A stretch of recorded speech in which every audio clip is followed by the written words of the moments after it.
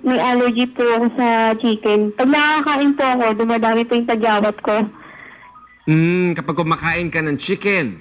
O, tanong natin kay Dr. Sara Barba kung ano pwedeng sanhin yan. Doc? Okay, so it seems, no, yung, good morning sa'yo, Lorna. It seems, yung kanyang acne ay allergy-related.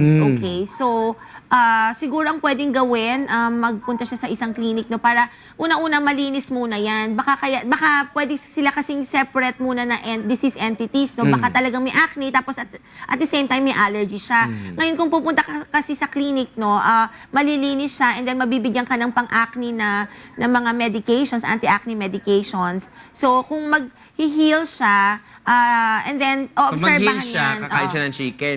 Hindi, okay, para malaman kung allergic Para malaman kung allergic siya sa Hindi, fish. minsan kasi ang misconception ng mga patients, no, kaya lumalabas yung acne, it's because of the diet. Okay. So, unang-una ititreat muna natin yung problem as a separate entity. Okay, so Ano bang pinagmumulan ng acne? acne, okay, so it's a multifactorial Okay. skin condition. So, ang problem, nag-over-secrete yung sebaceous glands ng oil. So, ang daming oil, nagiging food yan ng bacteria causing the acne, which is yung P. acnes, no? So, dahil maraming pagkain, dumadami sila. So, kaya dapat ang management dyan will be focused on, ibababa mo muna yung oil secretion. Okay, so may pinapapahid tayo, mga salicylic acid, ganyan, para mag-dry. So pag nabawasan yung oil secretion, we expect hindi na magiging maganda yung environment para sa bacteria. Tama ba yung every hour naguhugas si Lorna ng muka para matuyo yung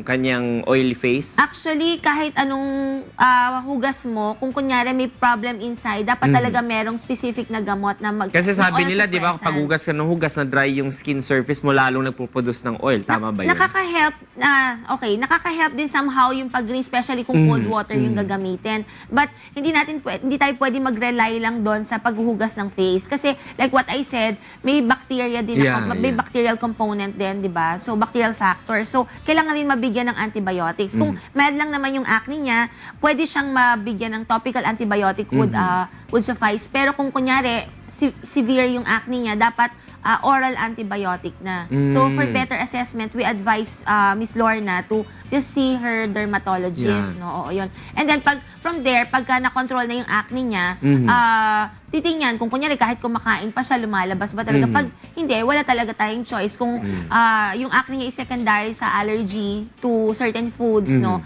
wala siyang choice. Kung hindi, Huwag kumain ng food wag kumain nung kung saan siya allergic. Oh, Lorna, medyo timpi-timpi muna sa ating chicken, no, sa manok.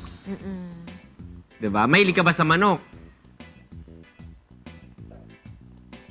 Mukhang mahilig siya. Actually, kasi mura ang manok no? Isa sa mga favorite ng mga Pilipinong kainin yan Lalo pa fried chicken, no? di ba? Puro chicken. Oo, pero yun nga, kung napansin mo na meron kang allergy sa isang klase ng pagkain, medyo itigil mo muna for the meantime, no? Kung hindi ka naman mamamatay ng hindi kumakain ng ganun, kaya naman natin siguro mag-abstain from it. So, if maidagdag ko lang, Attorney Reggie, no? So, na-mention niya na nangangati siya, diba? So, i-avoid na lang din niya na hawakan palagi at kamutin. Kasi, like, kung kunyari infected niya because of acne, no? So, mangyayari niyan, lalo niyang i-aggravate. Pag kinamot niya, magsusugat and then dadami lalo. O, yun. So, yun ang advice natin sa kanya muna. So, siguro hypoallergenic diet ka muna for at least a month. So, ano yun? Attorney Reg, alam mo bawal yan. ang mga seafood, yan.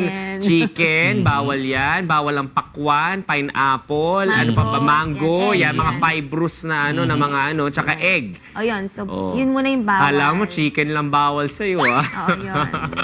So, try mo muna yun, Lorna, no? Tapos, check up din. tapos magpa-check up ka, patingin tayo sa clinic ni Kuya dito sa number 164 Bahay Toro, Congressional Avenue, Quezon City. Malapit lang naman yan, no? So, baba ka na lang dyan sa Rizal. Tapos magdala ka na rin ng ano bang mga produkto ng Rizal?